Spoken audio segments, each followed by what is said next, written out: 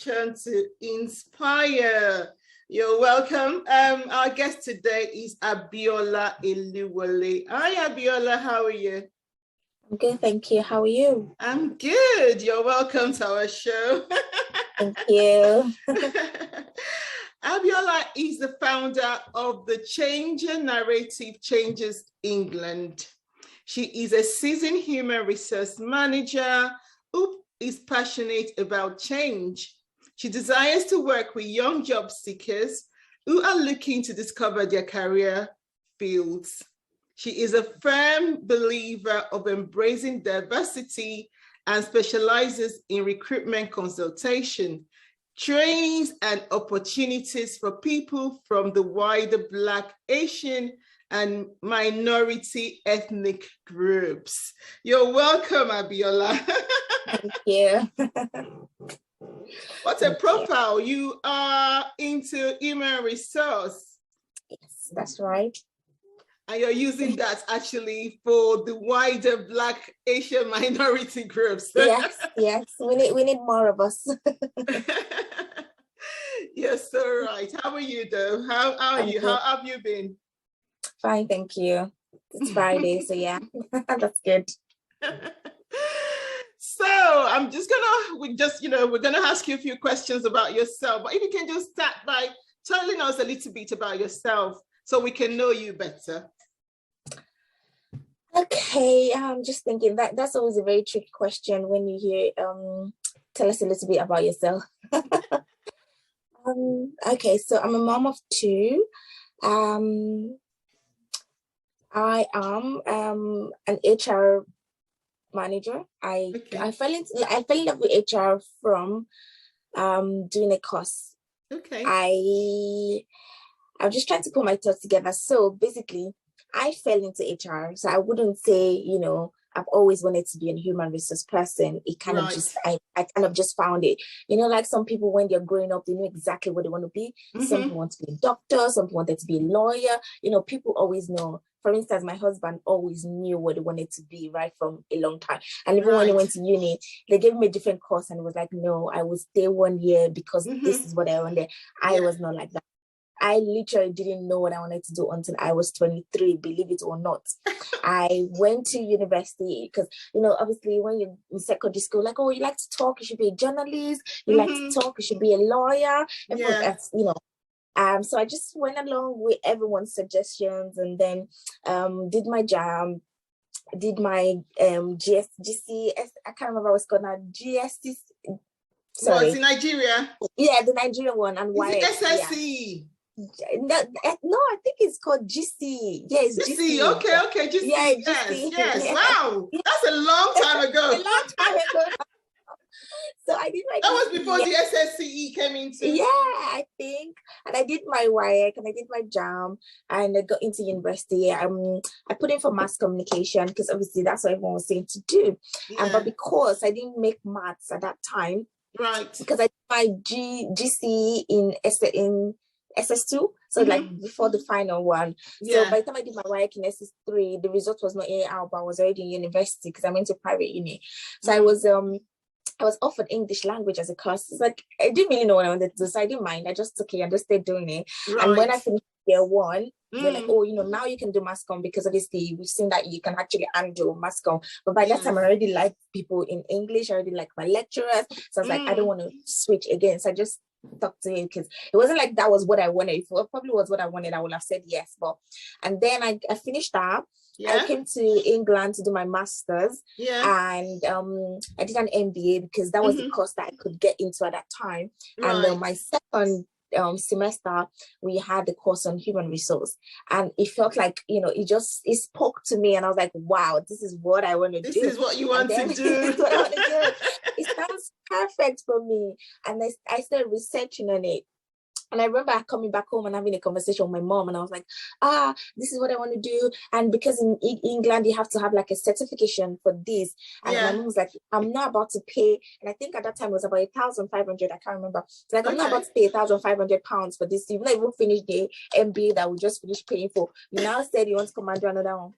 But she saw how serious I was. I was babysitting for people. I make hair. So I was making hair. You know, I was swapping, getting the bus and working so I can save up more money. So I was saving every money I could get. And I think I saved about £800 or something like that. And then I told her, she was like, where did you get money from? What did you do?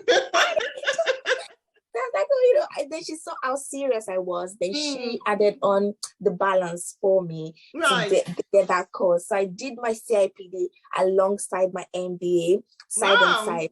You're a strong woman. No, when you find your passion, that's it. When you find your passion, you just get the drive. Exactly. And then obviously, this was 2014 now, and I've never looked back. So it was one of those things that found me, as in, I didn't think, because I didn't know about it. So that's why sometimes it's always good to expose our children and people to different career paths. At that time, we're only exposed to being lawyers, journalists, doctors, accountants, economists. Those are major things we're exposed to. I never knew what human resource was. Like, what is that? Until I was 22. So I finally finished at 23. So, you know, it was like, wow, you know, and that was my journey into HR. So that's a little bit about myself. I think I've digressed a little, but yeah. That is amazing.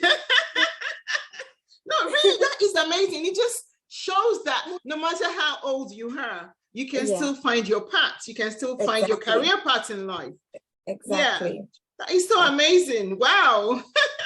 How you went from A to B, and then find both A and B. And I'm sure the MBA that you did still helped you along the way as well. Yes, definitely. It definitely did. I think I would say at the time I did my MBA though, because I didn't have a lot of work experience. I just, you know, when we're coming from Nigeria at that time, you just do a course, and especially if the school has sold the course to you, you just do it.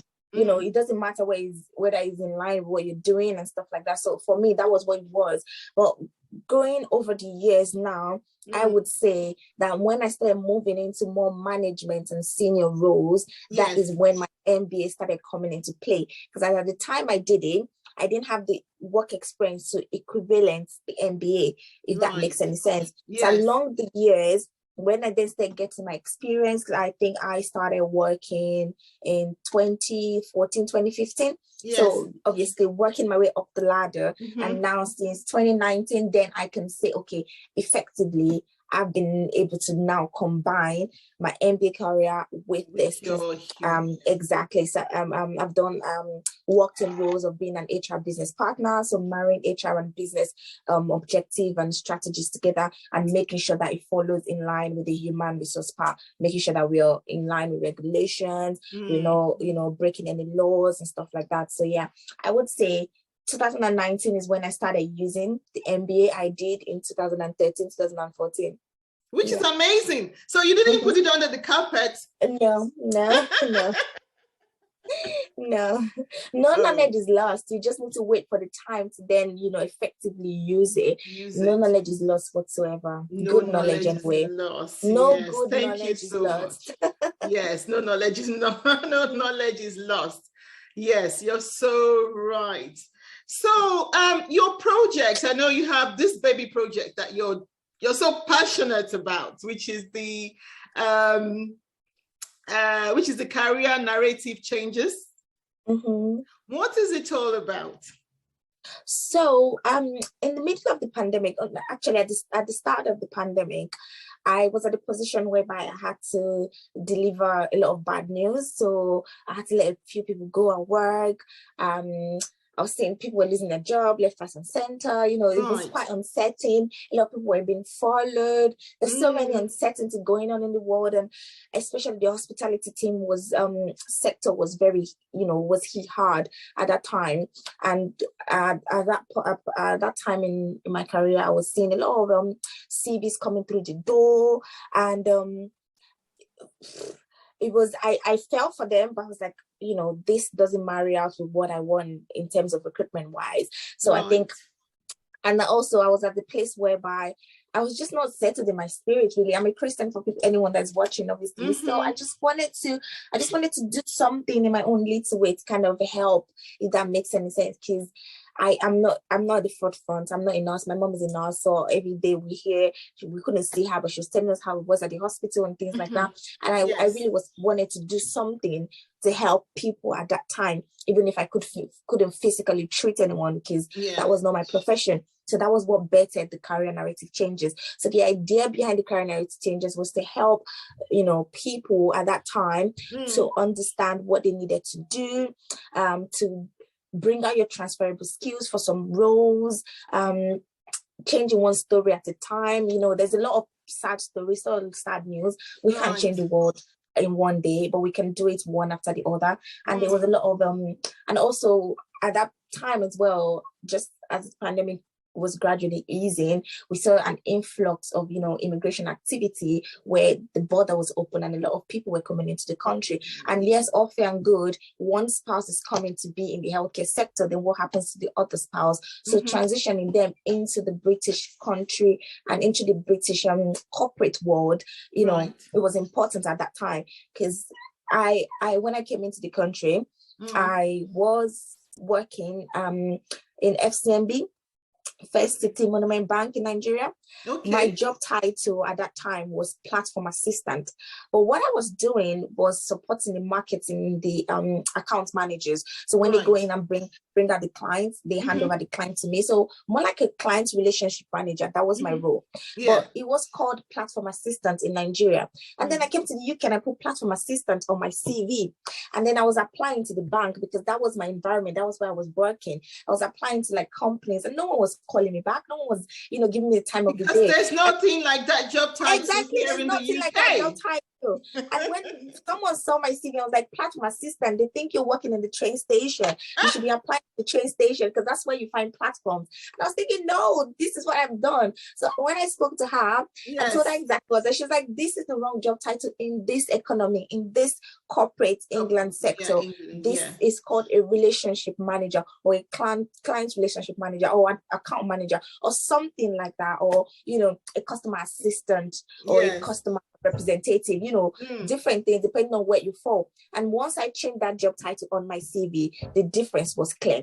So it's helping people coming from that world into this world, bridge that gap, because so many people are experiencing where they're coming from, but the language you're using on your CV, your mannerism, what you're saying, you know, you say something else, we hear something else, because, you know, you're communicating. But if the communication is not effective, then I'm not going to offer you the job because I don't know whether you can do it or not.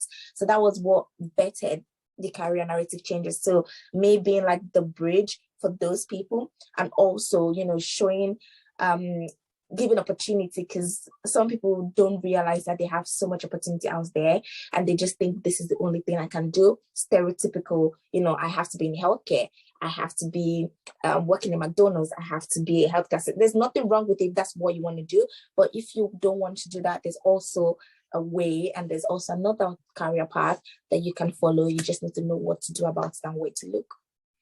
So basically it's about transferable skills from their present career or former career into something new, which so how do you help them?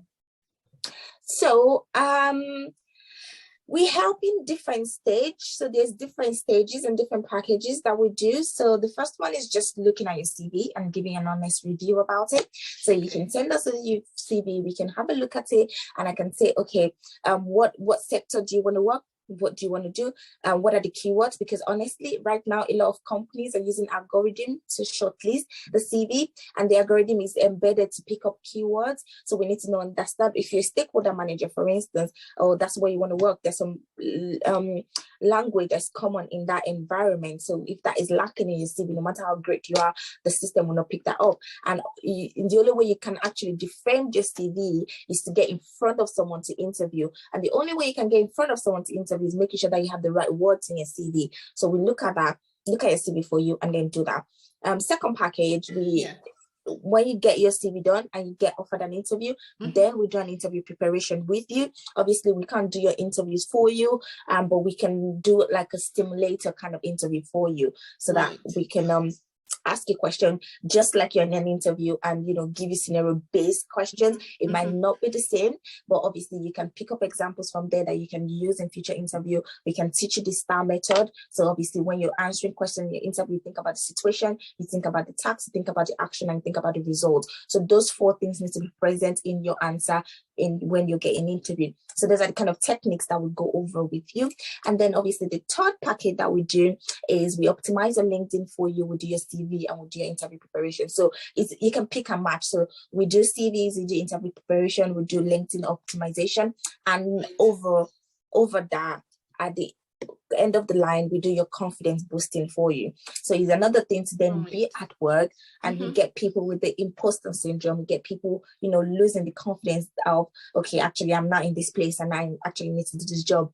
How do I conduct myself? How do I act in front of my colleagues and stuff like that? So we don't just leave you, we mentor you. So you can do a 3-month mentorship, a 6-month mentorship, a 12-month mentorship, depending on how confident you are and how often you want it to be. So those are the packages that we do currently.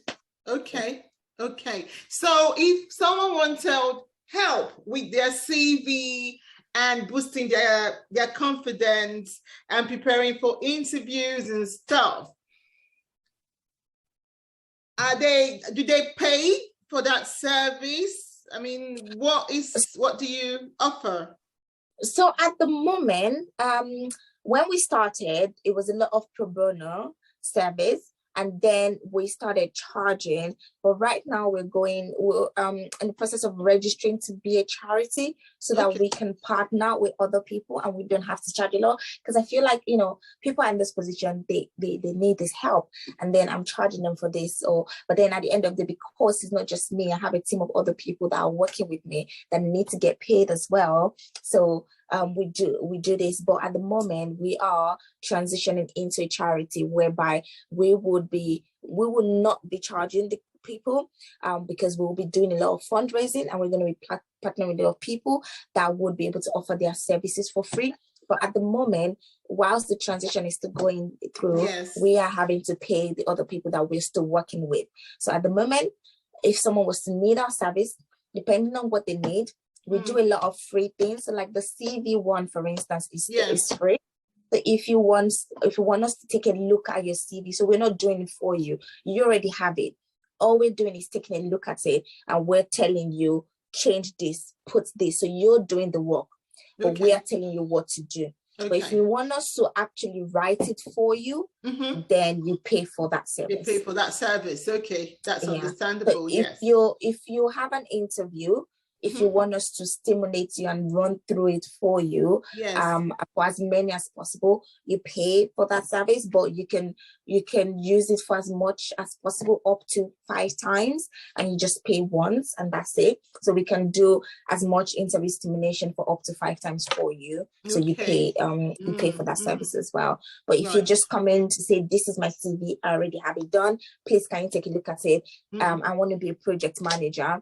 Does this CV fit into the project manager framework? Then I can look at that for you, and I can say, yes, it does, but this and this is missing. Take out that, do this. Once you do that, send it back to me. I have a look at it, and then I send it back to you. So that is totally free. We don't charge for that. But if you want me to sit down and write it for you, then I charge for that. And because in order to do that, I would have sessions with you to kind of understand what you're doing, where you're coming from, where you want to go to. Then all that is what I put together, obviously, because I'll talk to you, look at your past experience, get your timelines, because I can't make things up.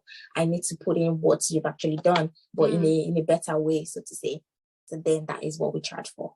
Okay, that's amazing. So you started this project when the lockdown started in 2019? Yeah, the first one. Yeah. Wow. So can you tell us one success story? Oh yeah. So success story. Quite a few people have walked through career narrative changes, and they have testimonies, they have jobs today from there. So during the pandemic that people were losing their job, a friend of mine, she she's been searching for a job for over a year, and she got her first job during the pandemic. The pandemic started in March. She actually got a job in July of that pandemic when people were losing their job. She got a job. Got a job. So wow, she that got is a job. amazing. So yeah, that does work. I have another person that transitioned from a different department into another department, and we're able to work with her on the CV and get our interview done. We had someone else that used our services, and she only used our service for the interview preparation, and she got a senior project manager role because that's what she wanted to go into. She was a current project manager. She was applying to be a senior project manager. So obviously the language is different, the mannerism is different, and you need to sell yourself at that senior level as well. And so we're getting there. That is great. You know what you're doing, what you and your team, what you guys are doing is really good. And the reason why I'm saying this is because a lot of people, especially from our ethnic group, they start on a career path. They get stuck. They can't grow. They can't try. Not that they're not trying. They go for interviews, but somehow they don't get the job. Yeah. And when you don't have people around you to kind of motivate your learning experience, because as you're growing, you're supposed to be learning as well, equipping yourself with more knowledge. And not only that, even when you equip yourself, how do you use that knowledge to grow? And a lot of people around don't know how to help or, develop this, this instinct in them to go ahead and do these things. So what you're doing is really good. And honestly, I think you need to be out there. You need to be out there. There are a lot of people that really need your service. Honestly, my friend keeps telling me this. She's like, you're sitting on like a great business idea. And I'm like, I'm doing it, but because I also do a full-time job as well. Like it's hard. During the pandemic was a bit easy because everyone was like locked down, everyone was home and stuff like that. But now with 2 kids and a husband and a full-time job, and then it's hard with the marketing bit.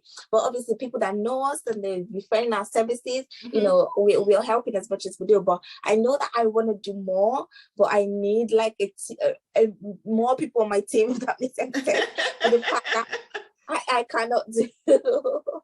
Of course, you cannot do it all by yourself. You cannot do it all alone. But what you are doing is like a gold mine that you're sitting on, like you said. There are a lot of people who would need your service. Because I know people who have started on a career path 10 years and they're still doing the same job. Not they're in the same organization. They change, they go to another organization. They try to move up the ladder, especially for us, the Black minority ethnic group. And maybe the Asians, I think they find it a little bit easier than we do. Yeah. But for us, I think as you said, the language, and the development as well. So we go to school, we have masters, we do all these things. But then a lot of us are still sitting on we're still on the same bench. They're not moving forward, they're still there as officers or whatever. Yeah, we don't have the experience to back some of the things up because we are built to go to school and just keep going to school, and then you finish and then you're like, what next? What next? When I started my career in recruitment, I get really shocked in the first few years because I'm talking to someone on the phone because I started in a recruitment agency, and I'm talking to someone on the phone and they're like, oh, so what do you do? What's the experience? And they tell me, and they're applying for like maybe an assistant manager job or something like that. And then I'm telling them, oh, you need to come into the agency, you need to register, I need to see you and stuff like that. And then they come into the agency and they register, and the person I'm talking to on the phone suddenly turns up, and this person's like 24 years old, and I'm thinking, and you're an assistant manager already. I'm like, how did that happen? Because obviously it's different for us. We go to school, we start from secondary school, we go to university, then that is not even enough. Then we do our masters. By the time some people finish, they are already 24, they are already 25 before they even start their career. Whereas people over here, you start working as soon as you're 17 or 18 or even 16. And that kind of helps to build up your work experience. And by the time you finish, and together with your work experience, you're like in a much better position. I remember when I started, and when I was working, I started off as as an administrator, and then I got into the NHS at some point, and I was the recruitment coordinator. And so it's like, oh, I can't believe you have a master's and you're just a coordinator. And I'm like, because I don't have the experience not to be a coordinator. I need to start from somewhere. I literally have the master's, but I don't have the experience. So yes, I jumped quicker because obviously I have the qualification, but I was able to jump quicker. So I would just like do my administrative for like a year or like 6 months. And I'm like, yes, I get it now. And then I move on to the coordinator. I'm like, yeah, I get it now. I move on to the advisor. So I was able to move quicker. And because obviously I had the knowledge and what needs to be done, to move. But some people don't have that opportunity. So that is what we are here for, to kind of help you to navigate it, to say, you know, yes, you've done this, you need to aspire to do that. And whilst you're here, in order to get there, you need to start putting this in place. It's not like tomorrow you just wake up and say, yes, today I want to be a director. Before you be a director, these are what you need to do. And this is how to go about it, really. Yes. Oh, that's yes. You're very right. Actually, you're very right. You're very right. I think this thing is in the mind. It's in the mind, and even though it's in the mind, it's something that we need to be preparing for. So, like you said, we can't just wake up one day and say, "Okay, yes, that's it. Now I want I'm done today. I want to run this company. Excuse me."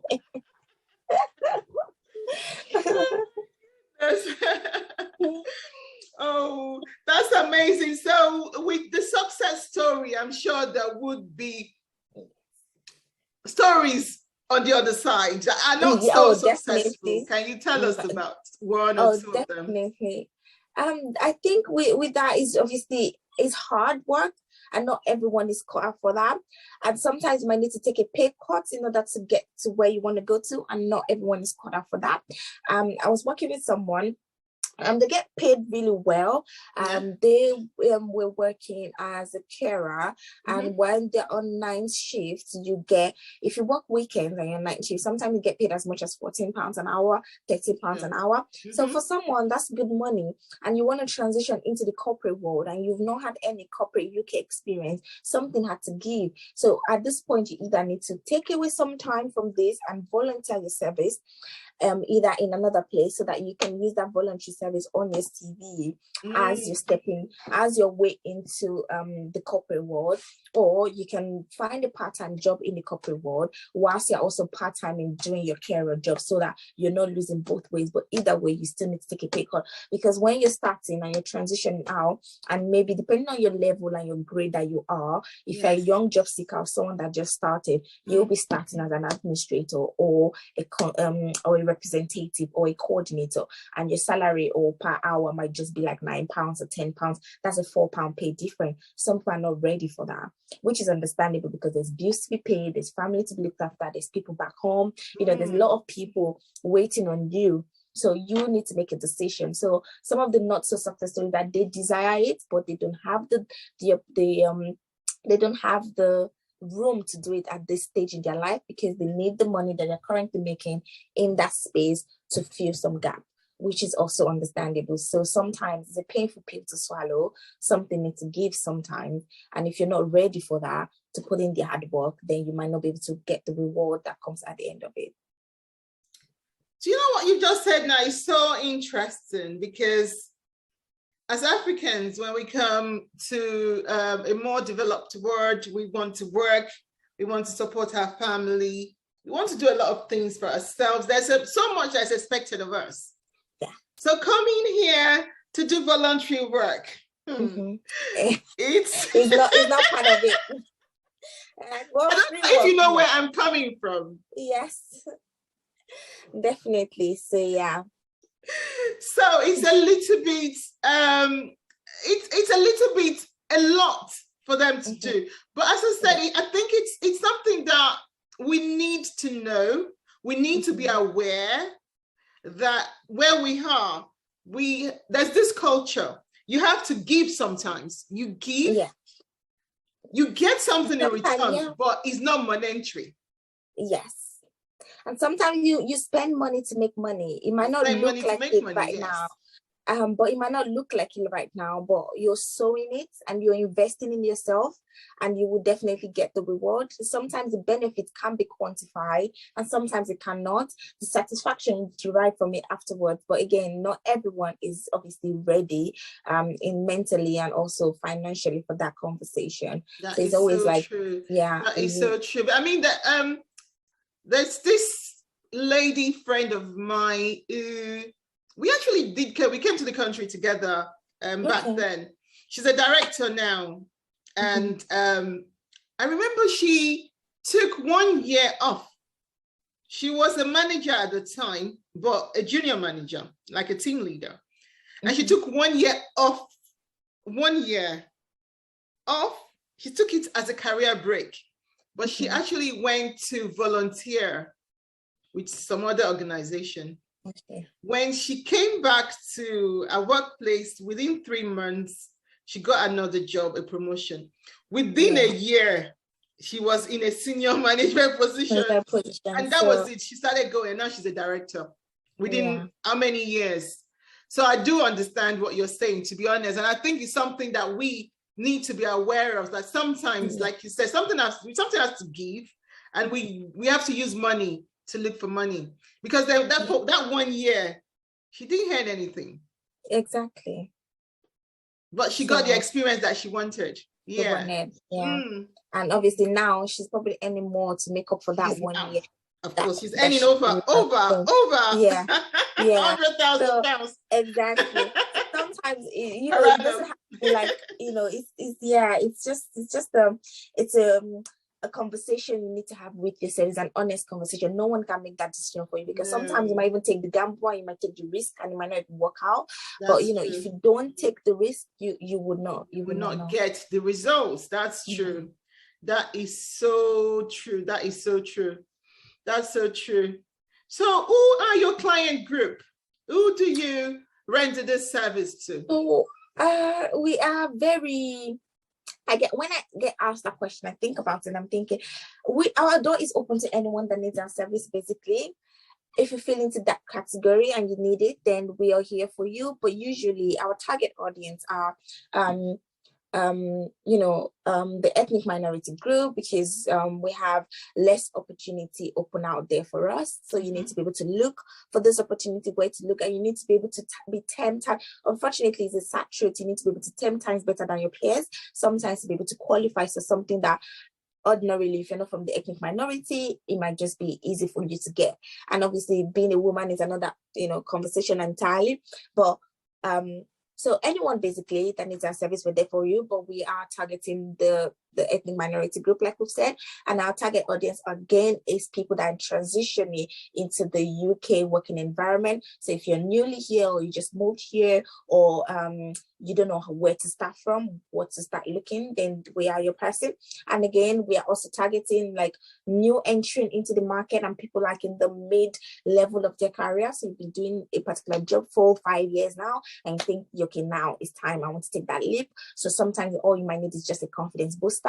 Sometimes all you might need is just someone to look at you and say, yes, this is what you need. Either you need to grow yourself, or you need to do this course to help yourself. Because sometimes you see yourself and you're thinking, oh yeah, I'm all that, I should be able to do this job. But someone needs to look at you and be like, you need to come back on earth. You right now, if they give you this job, you cannot handle it, because you don't have what it takes right now. In order to have what it takes, this is what you need to do, X, Y, and Z. So that is what we are here for. So if you're just starting, we're here for you. If you're mid-level and transitioning into senior level, we are here for you as well. So those are the kind of audience that we are capturing, but not saying we wouldn't entertain anyone else. If you need us, we are here for you, and we will try as much as possible to help. Okay. So you're not just for the Black, Asian, minority ethnic group, even though that's your target audience. Yeah, that's our focus. Yes, any other person exactly. Okay. We won't turn you away. That our focus, our target is the BAME community and the minority community. So when we are doing advertising or we are, that is our focus. But anyone else that comes across us and feel like, oh yeah, I feel connected to this group of people and I believe they can help us. Yeah, because at the end of the day, we are reviewing CV, we are doing interviews. It's not person specific. It's a skill that we will give you, but we just notice that people in this community need the help more because they are not exposed to that side of things. That's why we kind of focus on that. But that's not just the only thing. Okay. What about because you're saying for people who are just entering the workforce market, workforce place in the UK, that they're just coming. What about people who are already here and they are stuck and they don't know how to move ahead or forge ahead, and they really need the help? Yes, definitely there as well. Because when I said people are in the mid-level of their career, so you must have been here doing your work, but if you're stuck in what you're doing and you need to change, then we're here for you. People that are leaving university, because sometimes you want to leave uni. I remember when I left uni, I had no clue what to do next, but everyone just felt like, you joined uni and that's it. So what next? We're here for you as well to answer those questions. Like I used to say to people, it's okay not to know what you don't want to do. It's okay not to know what you want to do. It's okay not to say, okay, yes, I want to be a doctor. It's okay not to say I want to be, a lawyer, an engineer. It's okay not to know. But the thing that is not okay is not to know what you don't want to do. So sometimes you're in the process, you're figuring out what you want to do. Right. Whilst you're figuring out what you want to do, make sure that you know what you don't want to do. Because if you don't know what you don't want to do, you just find out that you just keep falling in a vicious cycle. So for instance, I don't know, leaving uni, I didn't know what I wanted to do in that sense, but I knew nothing on earth will make me be a doctor. I just know that.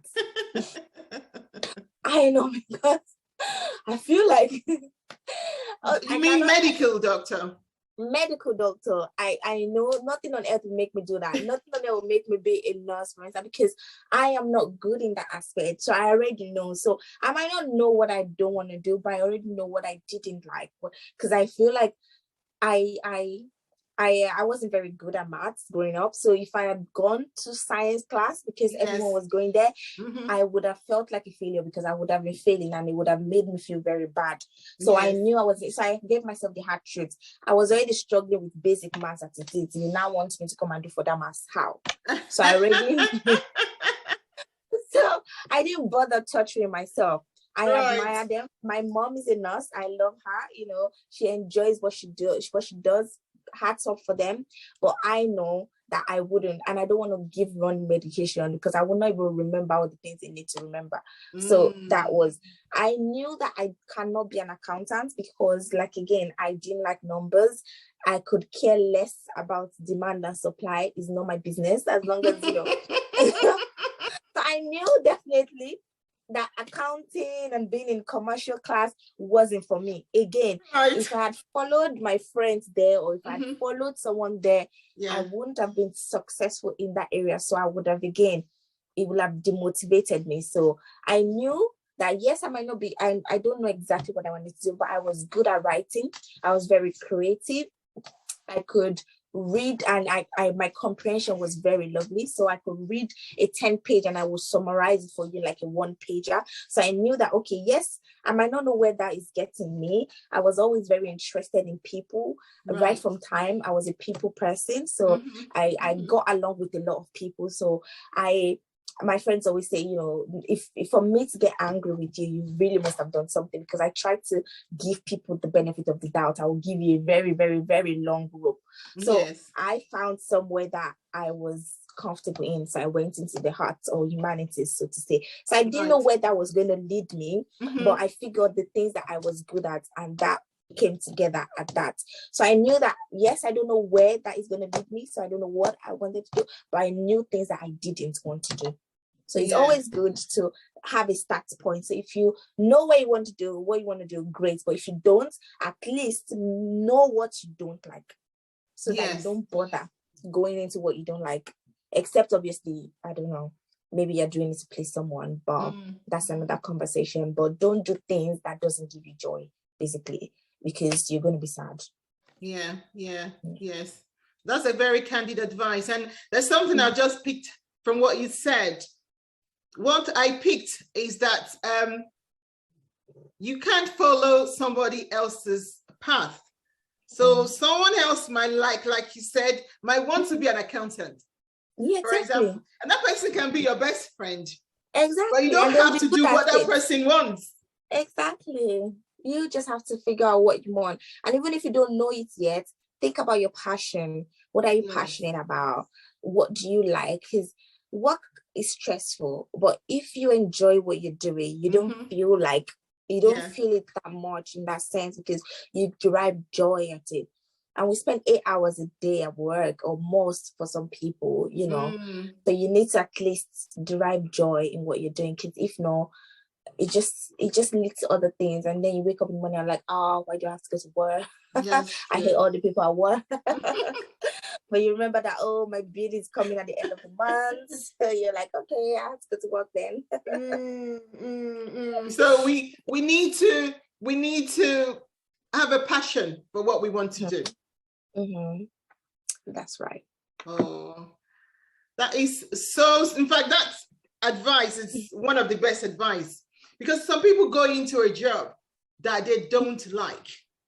They go into a job because it's a job and because it gives them the money. That's it. And once they clock in,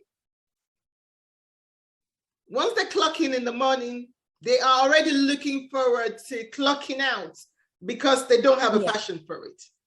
No. You can only do that for so long. So yes, some people can do that, they don't care, you know, they can do that, but you can only do it for so long. At some point you just, you know, not want to be there, and it might just lead to other things. And obviously, and also not everyone aspires, because something I've come to realize from working with different people is that not everyone actually aspire to grow in their career. Some people are just comfortable. They're just comfortable to just be there and just work. And I've come to realize that actually that might be okay for them. Right. You know, some people just want to have enough money to go on holiday, to pay their bills. They're not fighting senior manager with you. They don't want to be team leader. They want zero responsibility whatsoever. They just want to turn up, work, get their paycheck, pay their bills, go on holiday, and that's it. I've come to meet some people like that. And I've come to think that if that's what they want, then that's what they want, and that's okay. But you just, what do you want? That's the thing. So you need to figure out what you want. And if that's what you want, if that's how you build, you know, then if they're happy in that space, then yeah. Some people just want to be taken care of, and that's okay as well. Okay. Some people want to live soft life. So that's okay. And some people want to have the Range Rovers, some people want to have the private jets, you know, and that's okay. If you want that, then you work for it. And if you don't want that, then you work for what you want. So it all centers to you. But you cannot want the Range Rover and the private jet and be behaving like someone that don't want it. Some people don't want it, so they will put in the bare minimum. They will not bother trying to progress. You want the fine, you want the designer bag, you want the private jet experience, you want the Medivas holiday, you want the 5-star hotel feeling. So you need to work for all those things. So yeah. Wow. Thank you so much for this advice. In fact, thank you so much. So for people that want to reach you, how can we reach you? Because I'm sure there'll be so many people wanting to reach you now. So you can reach us on Instagram. So we are on Instagram at The Career Narrative Changes. So that's our name on Instagram. So just go The Career Narrative Changes, as it's spelled, all in one go. That's us on Instagram. You can reach us via email, which is info@tcnc.co.uk. So that's info as in info at TCNC. So that's The Career Narrative Changes. So the first letter of each word. Right. .co.uk. So that's our email address, and I'm on LinkedIn as Abiola Eluwole as well. So you can reach us via those 3 platforms. Okay. Thank you so much. Thank you for telling us how to reach you. I'm sure there'll be so many people wanting to reach you. There's so many people who would like to change their career path and grow. I know, like you said, some people don't want to grow. They are just comfortable where they are. But some people are aspiring to grow, but they don't even know how to grow. So, yeah, hopefully they'll be able to reach you, and you'll be able to change what has been unchangeable for them for so many years. So long. And we'll be hearing all the success story. No worries. So have you got any inspiring advice for our viewers out there who wants to do something similar to what you're doing or want to grow? I think it's just I think for me it would just be consistency and just walk. You have to walk before you can leap, before you can run, because you know, a lot of people see people and you're like, oh, if this person can do it, I can do it, which is great. But remember that this person has put in years of experience. Sometimes they put in 8 years, they put in 9 years, sometimes they put 3, 4, 5. So you don't just think, you know, take things at face value. So yes, you can look up to someone as a mentor, but remember that, you know, they've put in the work. So if you want to be that, or if you're aspiring to be that, then you need to put on the work as well. Don't just, you know, talk the talk. If you're talking the talk, then you need to walk the walk as well. So that is what I would say. And another thing I would say is there's nothing too scary, honestly, to do, as long as you put your mind to it, and it's never too late. You can do it if you want to do it. That the first question, do you want it? If you want it, then you can do it. Nothing can stop you except yourself. There will be many self, you know, doubt. There will be a lot of things along the way. There will be a lot of obstacles, but you will conquer them one at a time. And set milestones for yourself. Don't just like go running. So set milestones for yourself. So first thing first, okay, if I achieve this, then celebrate. That's great. That's your win, your story. No one can take it away onto the next one. So yeah. That's what I would. Oh, thank you so much. I mean, what you just said is likened to like a baby. So you give birth to a baby, there's a process. Babies don't just come into the world and start working, start running, and start doing everything that they want to do. Exactly. Yeah. Thank you so much for joining us today. Thank you for telling us your journey into the career narrative. Thank you so much, because you've already inspired me, and I'm sure our viewers there, you've inspired them as well. I mean, you've inspired me to, you know, there are things that I can do still, even though I might think that, okay, I've got it, but there are things I can still do, and I can still learn. And there are people who can help me grow. So I shouldn't just stay where I am thinking, okay, that's it. I don't have help. I don't have support. But there are people out there who can support me, who can support other people as well. Thank you so much for your word of advice. And thank you for coming on our show today. No worries. Thank you. Thank you for having me. Bye, everyone. I'm sure you've enjoyed today's program. And please reach out to Abiola if you have any question or anything that you want to discuss in terms of your career path or change. Thank you, Abiola. All right. Thank you. Bye. Bye.